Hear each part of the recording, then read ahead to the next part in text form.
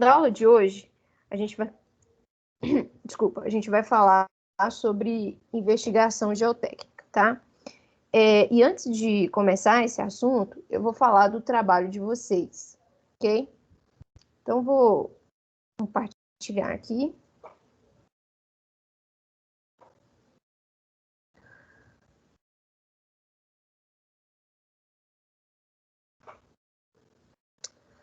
Então, aqui está o trabalho, o roteiro do trabalho de vocês, tá? Então, a gente vai trabalhar em cima de um relatório, né, de investigação geotécnica, de um relatório de um SPT, tá? Hoje eu vou falar sobre isso. E a gente vai determinar a fundação que a gente pode utilizar para essa sondagem, tá? Então, o trabalho deve conter a tensão admissível do solo, a gente vai comentar isso mais para frente, a cota de assentamento da fundação, o tipo de fundação e a dimensão da fundação, tá? Isso tudo eu vou explicar detalhadamente mais para frente, tá? E vocês vão, né, ter condições de fazer esses tópicos, tá? Então, para o critério de avaliação, né, eu vou avaliar a organização, né, dos cálculos, a organização das ideias, vou avaliar os cálculos e a justificativa, né, para tomada de decisões, ok? Principalmente com a escolha do tipo de fundação, né, a cota de assentamento da fundação. Bom, então, para fazer isso, eu distribuí para cada grupo aí uma carga, né, do pilar para a fundação, tá? Então, tem a carga de do pilar, né, e a dimensão desse pilar, tá? Então, cada grupo tem um tipo de carga e um tipo de dimensão de pilar, tá? Isso vai afetar nessas dimensões aqui na dimensão da fundação, tá? Então, nós vamos trabalhar em cima disso, tá? Fiquem tranquilos para tirar, né, para vocês conseguirem fazer toda essa parte desse trabalho, ok? E a sondagem, tá? A gente vai explicar, eu vou explicar hoje, né, essa sondagem. Ela tá aqui, tá? Vai ser igual para todos os grupos, ok? Então, aqui tem o perfil de sondagem, tá? E aí eu vou explicar como que a gente vai ler, né, esse perfil aqui e fazer as devidas definições, né, para esse trabalho, ok? Então, aqui está o perfil juntamente com o ponto, né, que foi feito essa inspeção, tá? Então, através desse relatório, né, vocês vão tirar aquelas conclusões, né, tensão admissível do solo, né, a cota de assentamento para fundação, tipo de fundação, etc, etc, tá?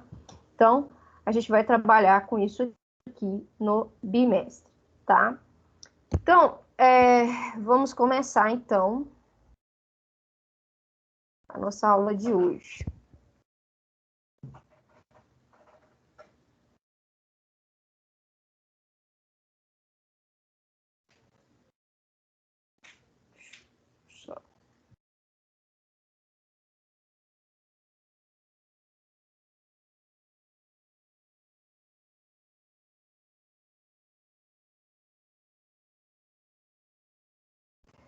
Bom, eu passei um texto para vocês falando sobre investigação geotécnica, tá? Que é o estudo dirigido da semana passada.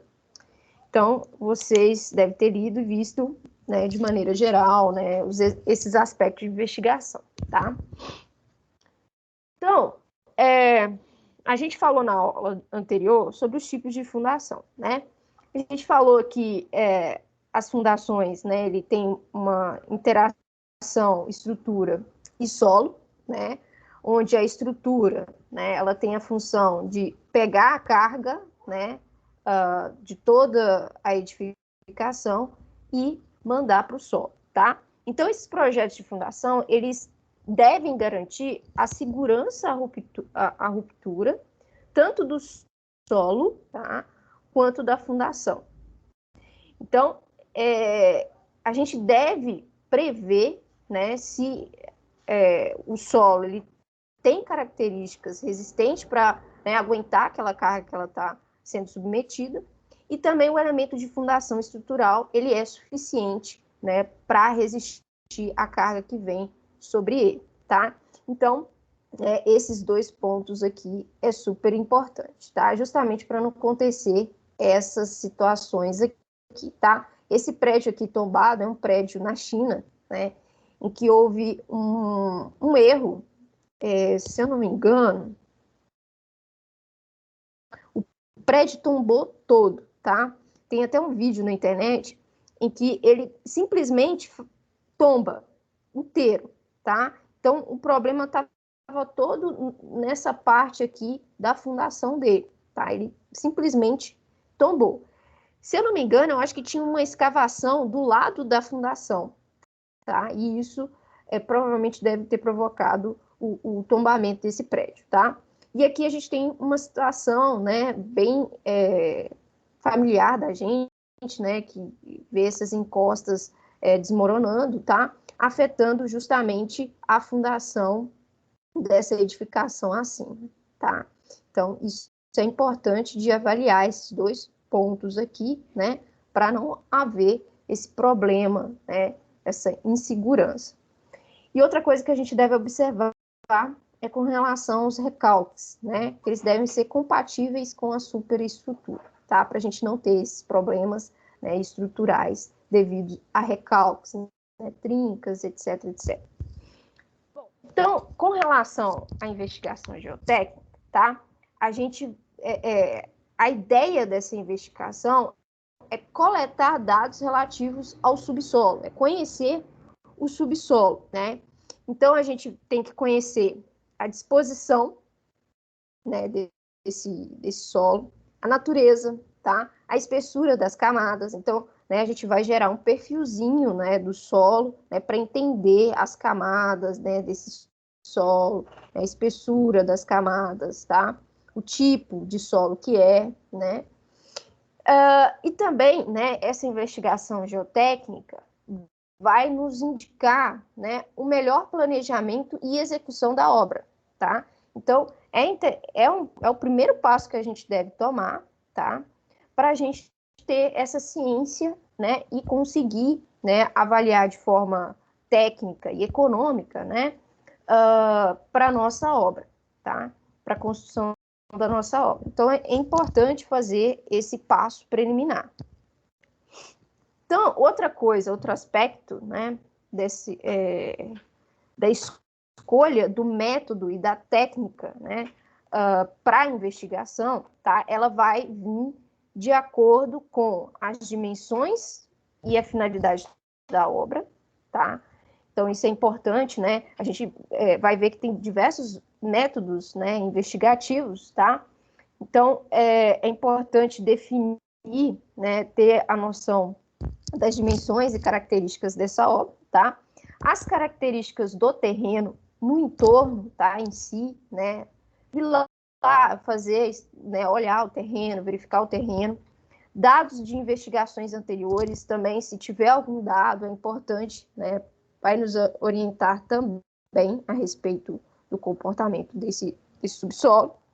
E a observação do comportamento de estruturas próximas, tá? Então, fazer uma investigação no entorno também é super importante.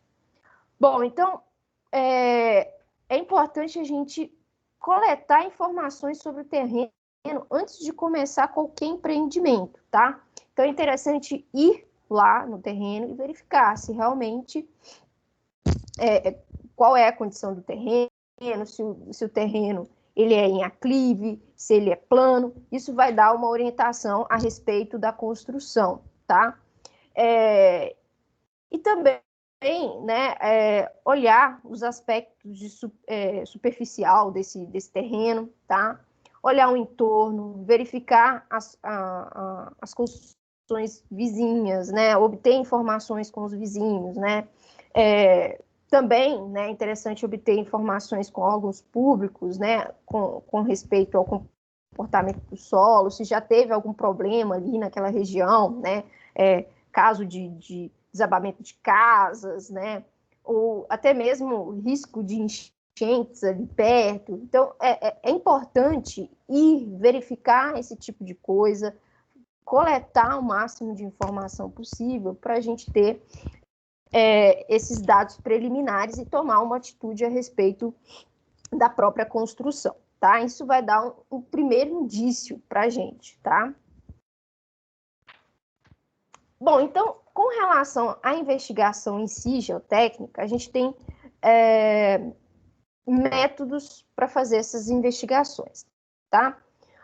O método bem utilizado são os métodos diretos, tá? Que é uma observação direta do solo ou obtenção das amostras ao longo de uma perfuração, tá? O outro método que nós temos é o método indireto, que aí a gente faz, né, pega essas amostras e faz o ensaio em laboratório. Não é muito aplicado, não. A gente aplica mais esses métodos diretos, tá? Então, a gente tem o método direto manual, né, a respeito dessas escavações, tá? O que a gente tem de primeiro aqui é o poço de inspeção, tá? Onde a gente faz faz um furo, tá? Cava um poço mesmo, tá? Para fazer a classificação tátil visual, tá? Então, no olhômetro mesmo, né? E pegando no solo, a gente faz essa caracterização. Disposições dos horizontes, ou seja, né, dos horizontes do solo, das camadas do solo.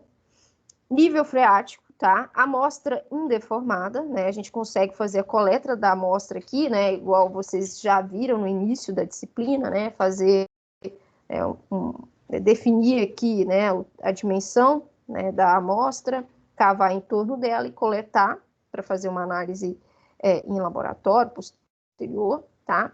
A vantagem desse método, né, é a retirada das amostras, tá?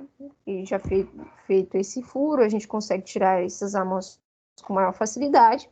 E a desvantagem é a limitação de profundidade, tá? A gente não vai conseguir cavar, né, um furo muito profundo, tá? Então, ele tem essa limitação. Nós temos também o método da trincheira, tá? Esse método é similar com o método poço de inspeção, só que ele é feito com uma escavadeira. Então, a escavadeira, ela vai e faz essa perfuração, ela faz tipo uma trincheira. Vou estar mostrando aqui. Ela faz, ela escava, tá? E aí a gente pode fazer a classificação tátil-visual, da mesma forma que o poço de inspeção. Disposição dos horizontes, também é possível pegar uma amostra indeformada, tá? E também é possível fazer um ensaio de permeabilidade in situ, tá? Então, a gente consegue também fazer esse ensaio, né, dentro dessa trincheira. Outro método é o trados manuais, tá? Então, a gente usa esses tipos de trado aqui, tá? Para fazer a perfuração, tá? Então, é um método bem simples, rápido e econômico, tá? Então, a gente, né, só precisa desse equipamento, né, e mão de obra para fazer a perfuração, tá? A gente consegue tirar amostras almogadas, tá? Determinação do lençol freático, mudanças de camada, tá? E avanço da perfuração, tá? Também a gente consegue obter amostras indeformadas, tá? Bom, e aí tem diversos tipos de trado que a gente pode utilizar, o trado cavadeira, tá? O trado torcido, o trado helicoidal, tá? E o trado helicoidal, que é um segundo tipo, tá? Tem dois tipos, esse daqui e este daqui, tá? Mais comum de ser utilizado é esse daqui, para fazer aberturas, tá? A cavadeira. E esse helicoidal também é muito empregado, tá? Para fazer esse furo, que é esse que está mostrando na imagem aqui, tá? Bem simples de ser utilizado. Bom, quando a gente fala de método direto mecânico, a gente tem 4 tipos, tá? A gente tem as sondagens, a percussão com circulação de água, que é o famoso, né? Que é o nosso famosinho aí, o SPT. Nós temos sondagens rotativas, sondagens mistas e sondagens especiais com extração de amostras indeformadas, tá? A gente vai focar nesse primeiro aqui, tá bom? A gente não vai entrar muito em detalhe com esses outros três, tá? Bom, então a sondagem à percussão, ou SPT, né, ensaio de percussão, é realizado contando o número de COPs necessários para a cavação, né, de parte de um amostrador no solo, que é realizado, né, essa cravação é realizada através de um martelo que cai em queda livre, tá? E vai cravando, né, esse mostrador no solo, tá? Então, a resistência à penetração dinâmica no solo é medida e é denominada SPT, tá? Então, a execução dessa sondagem é um processo bem repetitivo, tá? Então, a gente faz uma determinada camada, né? Faz esse processo, faz na outra, né? Imediatamente inferior e vai fazendo a mesma coisa, tá? Então, aqui a gente tem os equipamentos, né, utilizados. Eu vou ter uma figura melhor que mostra o equipamento para esse tipo de sondagem, tá? Aqui, ó. Então, aqui a gente tem, né, o tripé, tá? Onde vai segurar aqui o martelo, né? A gente tem a rondana, o martelo aqui com peso de 65 quilos, tá? Uma corda, né, justamente para suspender esse martelo para ele cair em queda livre. Nós temos uma guia desse martelo, tá? O ressalto, a haste, tá? E o amostrador aqui, ó. É esse que a gente vai cravar no solo para coletar a amostra, tá? E nós, né, temos que fazer o furo, tá? Então, aqui, ó, tem o processo manual, tá? De operação manual, em que a pessoa vai puxando, tá? E aqui a gente tem o uso de um motor, tá? Para puxar e soltar o martelo. Bom, então, o processo de perfuração nesse ensaio. Em cada metro, né, a gente faz inicialmente uma abertura, né, do furo, tá? Então, a gente fura aqui, né, com um trado manual, tá? Faz um furo aqui com 55 centímetros de profundidade. E aí, o restante, né, dos 45 centímetros, a gente faz através do ensaio de perfuração. Então, a gente coloca, né, o amostrador e vai realizando, né, a penetração pela batida do martelo, tá? Então, são realizados simultaneamente utilizando um tripé, um martelo de 65 quilos e uma haste e um mostrador, tá? Nesse ensaio de perfuração, tá? Nessa parte. Então, ele crava aqui, ó, o mostrador, tá? E aí, né, tem aquela hastezinha que vai até o martelo, tá? E o martelo vai cravando esse amostrador nessa parte aqui, tá? Dos 45 centímetros, tá? E isso vai se repetindo, né, para as camadas inferiores, de 1 em 1 metro. Bom, então, um amostrador é cravado 45 centímetros no solo, sendo anotado, né, o número de copos necessário à penetração de 15 centímetros. Então, eu pego o amostrador, vou batendo com o martelo. Quando der os 15 centímetros, né, eu paro e anoto o número, né, de golpes que foi necessário. Vou e com o martelo de novo, vou continuando cravando, né, o meu amostrador. Deu 15 centímetros de novo, anoto o número. Faço de novo até completar 3, né? 45, até chegar no 45, né? Então, 3 vezes 15. E aí, o índice de resistência à penetração, ele vai ser determinado através do número necessário, tá? A penetração dos últimos 30 centímetros, ou seja, das últimas dos últimos dois processos de golpes, né, de penetração de 15 centímetros, tá? Então, aqui tem algumas fotos mostrando, né, o martelo e ele cravando aqui a haste aqui, né, com o amostrador, tá? Aqui o furo que é feito, tá? E o amostrador tá lá embaixo, né? E ele fazendo esses golpes, executando esses golpes, tá? Isso aqui é importante, tá? O martelo, ele tem que cair em uma altura de 75 centímetros, tá? Por isso que tem aquela guia, né, no martelo, para ficar, né, travado aí essa altura de queda. Nós temos também uma outra modalidade do SPT, tá? Que é o SPT-T, né, onde no término da cravação, né, após fazer a cravação do amostrador, a gente acopla um torquímetro na parte superior da composição de haste e aplicado um torque, obtendo duas medidas, uma correspondente ao valor máximo do torque e a outra ao torque residual, tá? Então, aqui tem o torque, né? Ele aplicando esse torque aqui, tá? Aqui já vem, né, um amostrador mostrando o valor do torque aplicado, tá?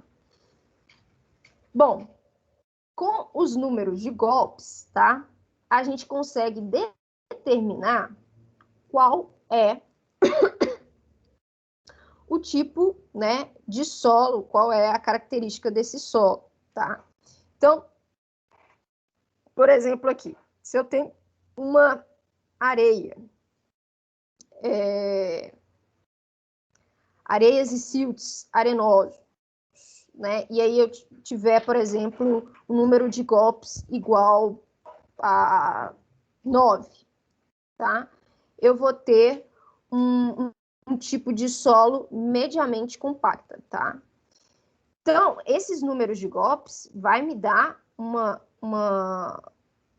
característica de consistência, né, desse solo, tá? Então, é interessante justamente por isso. Isso aqui, né, vai influenciar na escolha da fundação que a gente vai utilizar, tá? Então, com o número de golpes, a gente consegue fazer essas denominações dos nossos solos, tá? Bom, os pontos de sondagem, tá? É interessante a gente distribuir de forma, né, criteriosa os pontos de sondagem, né, nesse terreno, para não haver erros, tá? E o SPT, né, apesar dele ser um método, né, de investigação bem difundido, bem popular, bem simples de ser aplicado, tá? Ele tem esse problema, né, de erros, né, principalmente com relação à operação, né, e o próprio operador. Então, aqui, ó, tem exatamente um exemplo, né, de um erro, né, de investigação do subsolo, tá? Onde a gente tem os pontos aqui distribuídos, né, 8 pontos aqui, e tem uma área que não é investigada, tá? E aí, né, aqui, né, tem um corte A e B. No corte A, a gente pega essa área que não foi investigada. Então, ó, observe o seguinte, que aqui no corte A, a gente tem o ponto 1 e 2, tá? E tem a parte, né, da área que não é investigada. E é justamente nessa área que não é investigada que a gente tem um solo mole com espessura muito maior do que esse trecho aqui onde foi investigado, tá? E aí pode trazer uma conclusão errônea, né, das características de todo esse terreno, tá? Então, aqui no corte B, onde a gente já tem uma distribuição melhor desses pontos, a gente já tem, né, uma noção do perfil do solo melhor, tá? E aí, né, aqui já dá uma informação mais interessante. Porém, né, esse trecho aqui, né, onde não foi investigado, né, vai me dar uma noção errada desse solo, tá? Então, aqui a gente tem uma tabelinha que mostra o critério para a gente distribuir esse número de sondagens, tá? Então, a gente vai fazer isso de acordo com a área, né, construída nesse terreno, tá? Então, áreas de 200 metros quadrados até 1.200 metros quadrados, a gente faz um ponto de sondagem para cada 200 metros quadrados, tá? de 1.200 a 2.400, um ponto de sondagem para 400 metros quadrados, né? E acima disso, será fixada a critério dependendo do plano de construção, tá? E aí, né, aí já vem esses critérios, isso já, né, de acordo com essa construção, eles vão delimitar esses pontos, tá? Bom, os furos, eles devem ser distribuídos em plantas de modo a cobrir toda a área de estudo, né? Como eu falei, se não cobrir determinada área, né, a gente pode tirar conclusões precipitadas e errôneas, tá? A distância dos furos de sondagem deve ser de 15 a 25 metros, evitando que fiquem em uma mesma reta e, de preferência, próximo aos limites da área em estudo, tá? Então, não deixar eles, né, totalmente alinhados, tá? Deixar uma distância, né, de 15 a 25 metros, né? Tentar abranger justamente aquela área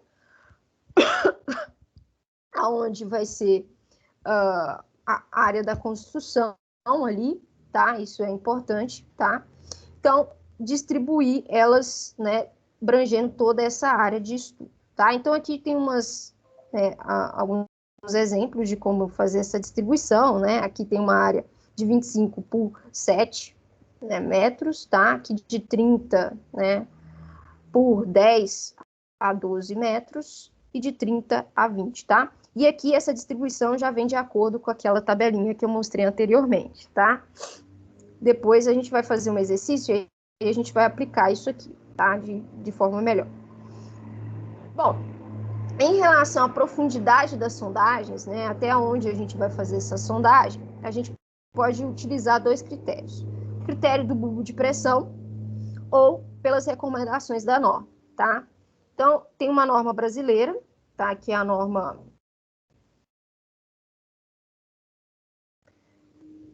que é a NBR, deixa eu anotar aqui. Opa. Que é a NBR 6484, tá? Que faz, né, referências a essa sondagem, tá? Recomendações a respeito dessa sondagem. E aí ela traz os critérios com relação à profundidade, critério de parada, etc. Tá? E a gente tem esse critério de bulbo de pressão, tá? Que ele vem conforme, né, a pressão da fundação no solo, tá? Depois a gente vai falar melhor disso, tá? Então aí a gente pega, né, a profundidade desse bulbo, tá? E faz a sondagem até essa profundidade, tá? Então, aí tem esses dois pontos aqui, né, que falam o seguinte: um técnico experimentado pode fixar a profundidade exigida durante a execução da sondagem pelo exame das amostras recuperadas e pelo número de golpes. Então, se ele já tem uma experiência com isso, ele já vai ter meio uma noção, né, de qual a profundidade que ele deve ir, né, e também com relação, né, à medida que ele vai perfurando, né, quanto aquilo vai, o número de golpes que ele, né, foi executando, ele vai percebendo que ali já se pode parar de fazer o ensaio. Em geral, 4 índices elevados de resistência à penetração em material de boa qualidade permite a interrupção do furo, né? Então, a gente percebe que está, né, tendo um número muito excessivo de golpes, né? E não está, o amostrador não está, né, penetrando muito, né, na camada, né, já está indicando que esse solo já é muito resistente e já está indicando que a gente pode já parar. Nos terrenos argilosos, a sondagem deve ultrapassar todas as camadas, tá? Nos terrenos arenosos, a sondagem raramente necessita ultrapassar 15 a 20 metros, tá, de profundidade.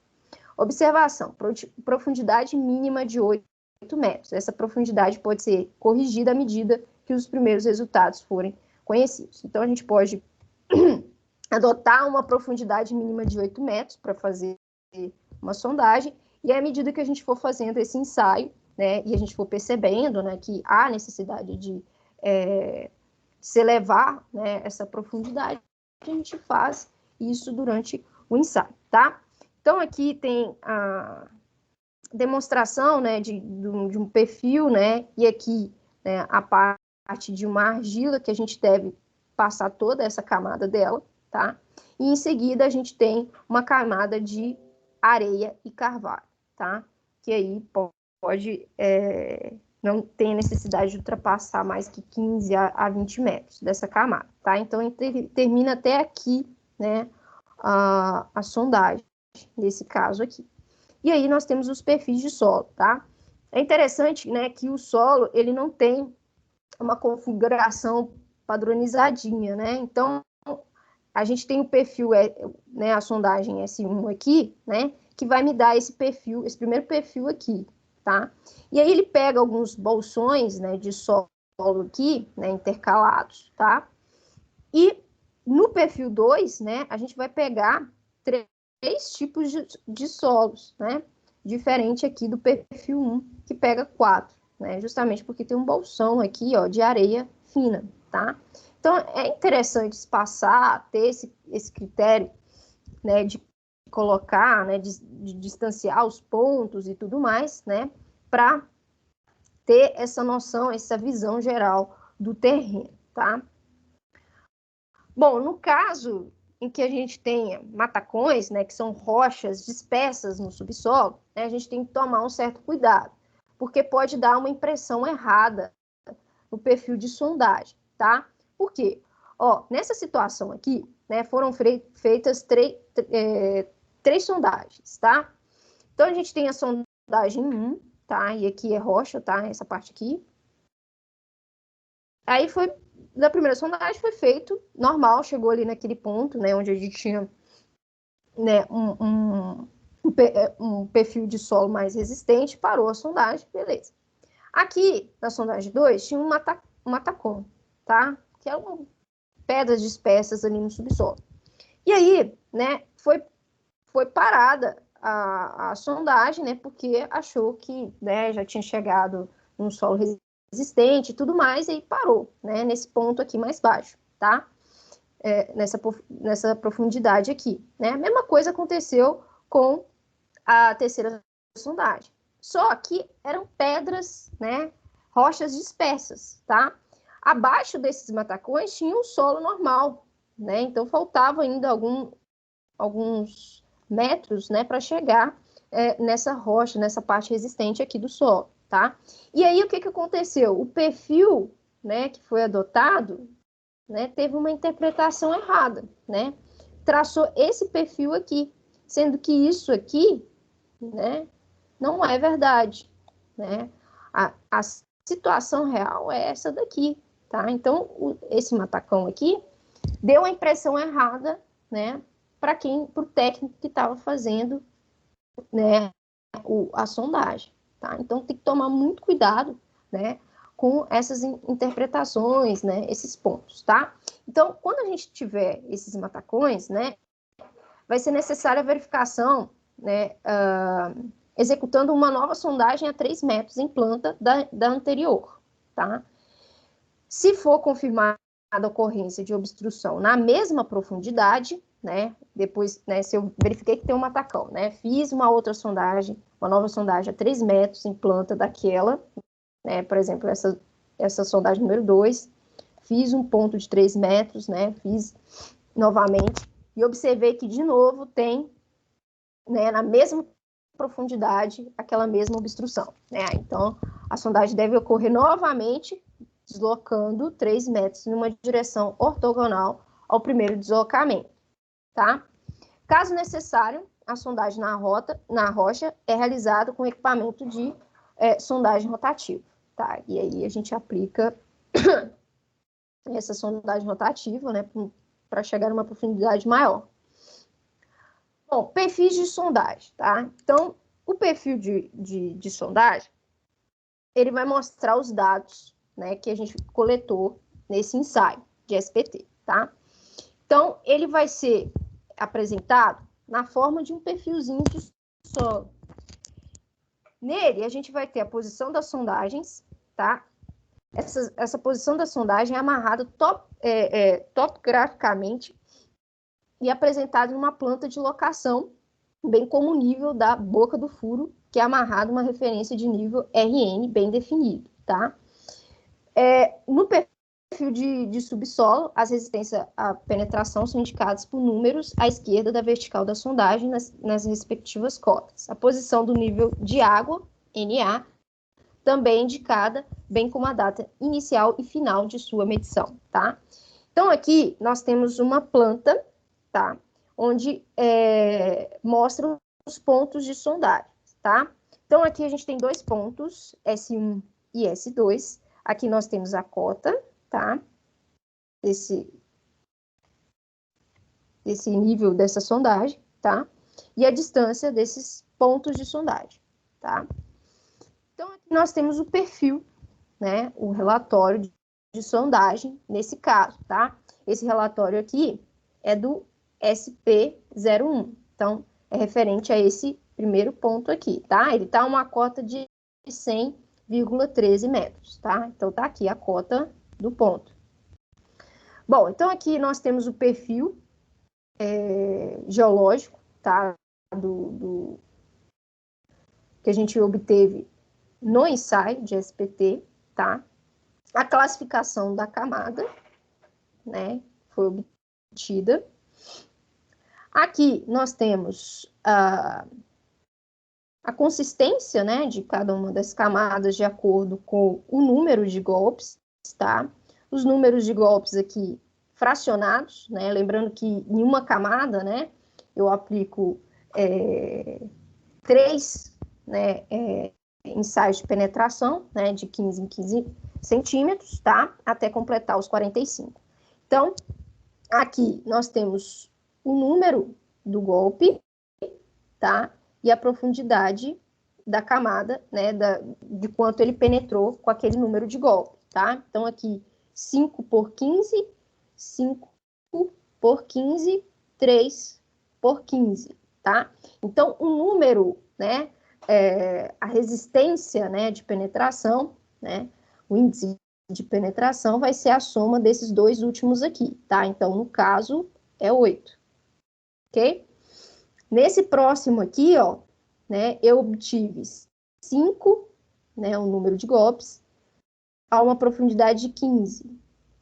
3 golpes para uma profundidade de 15 e 2 golpes para uma profundidade de 15. Então, a minha resistência é a soma dessas duas últimas aqui, tá? Então, vai ser 5, tá? 3 e 2, tá? 5. Mesma coisa nesse daqui, tá? Eu tenho 1 para 15, 1 para 15 e 1 para 15. Então, a soma dos dois últimos. 2, tá? E assim sucessivamente, tá? Até chegar, né, no ponto final, né, do ensaio, né, que aqui é representado como limite da sondagem, tá? Bom, isso aqui é de responsabilidade técnica, então tem que ter, né, a assinatura do responsável técnico, tá? Então, aqui também a gente tem a parte que fala sobre o nível de água, tá? Então, aqui o nível de água foi numa profundidade de 2,9 metros, tá? Então, aqui está representado esse nível, tá? Isso é importante colocar também nesse perfil de sondagem, tá? Então, aqui, ó, essa escala aqui é a escala, né, das profundidades, né, dos níveis alcançados durante o ensaio, tá? Lembrando que é feito de 1 em 1 metro, né? Os primeiros 55 é a sua abertura do furo e os 45, o restante é onde a gente faz o ensaio propriamente dito. Aqui nós temos os registros, né, de penetração, isso aqui foi tirado da NBR, tá? Que fala aqui como que é representado, né, esses golpes, né, como é representado no relatório, tá? Então, aqui foi aquilo que a gente já viu no relatório anterior, né? Então, foi feita a penetração de 45 centímetros, com 3 trechos iguais de 15 centímetros, né? Onde a gente teve 3 golpes, né, no primeiro, 3 no segundo e 4 no último, né? Então, o número aqui, né, o índice de SPT, né, de resistência à penetração vai ser a soma dos dois últimos, né? 3 mais 4. Então, o N aqui vai ser igual a 7, tá? E com esse valor, né, a gente pode ir lá naquela tabelinha, essa tabelinha aqui, e definir, né, a consistência, né, a capacidade desse solo, tá? E aí, né, antes disso, eu tenho que saber, né, que tipo de solo que é esse, né? Se é uma areia e silt argiloso, ou se é arenoso, ou uma argila e silt argiloso, né, para poder fazer essa distinção, tá? Bom, e aqui ele fala, né, que tem trechos, né, onde pode ocorrer a penetração com valor diferente de 15 centímetros, tá? Nesse caso aqui, né, foi executado 3 golpes, né, que penetrou 17 centímetros, tá? Isso pode ocorrer também, né? Então, ele fez com 17, 14 e 15, tá? Só que tem que fechar aqui. Fechar não, foi superior, né, a 45 centímetros. Isso também pode acontecer, tá? Penetração superior a 45, né, com aplicação do primeiro golpe de martelo, né? Com um golpe já penetrou mais que 45, tá? Isso pode acontecer, né? A representação aí, né, de um exemplo disso, né? Um golpe já penetrou 58 centímetros, tá? Esse daqui é penetração com haste amostrador sem número de golpes, tá? Sem número de golpes já penetrou lá o amostrador, né? Então, a gente representa esse aqui, pH, tá? E a profundidade que foi. Penetração com martelo, haste amostrador sem número de golpes, tá? Então, tá aqui também representado, tá? E aí tem as outras representações aí referentes a esse ensaio, tá? Bom, vamos para praticar isso aí, tá? Então, um exercíciozinho aqui. Na fase de estudos preliminares ou de planejamento no edifício com área de projeção de 2.000 metros quadrados, que deve ser construído em um terreno com área de 4.000 metros quadrados, deve-se prever uma programação de sondagem de simples reconhecimento para fundações, cujo número mínimo de furos é. Então, a gente vai utilizar aquela tabelinha que eu mostrei para vocês para determinar a quantidade de números que a gente vai realizar para a sondagem. A gente faz isso, né, pegando a área de projeção, né, da construção, né? Qual que vai ser a área construída, né? Então, a gente pega esses 2.000 aqui, metros quadrados, tá? Então, a gente vai lá na tabelinha, vamos voltar aqui, a tabelinha, essa tabelinha aqui, e vamos verificar, né? Então, a gente está dentro dessa segunda linha aqui, ó, né, de construção, de 1.200 a 2.400, né? A gente está com 2.000. Então, uma sondagem para cada 400 metros quadrados, tá? Então, só pegar esse 2.000 aqui e dividir por 400 metros quadrados, tá? Então, eu vou obter aí 5 pontos, tá? 5 furos, no mínimo, tá? No mínimo, eu tenho que ter essa quantidade de furos, tá? Então, a resposta aqui é a letra E, tá? Então, eu sempre faço dessa forma para determinar os números de furo, tá?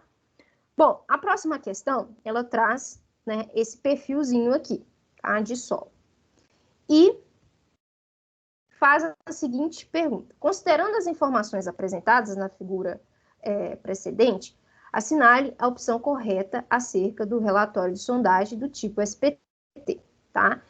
E assuntos correlacionados, tá? As descrições das camadas, conforme mostrado na figura, para a profundidade de 2 metros, só é possível após o ensaio de caracterização realizado em laboratório, a partir das amostras colhidas em campo.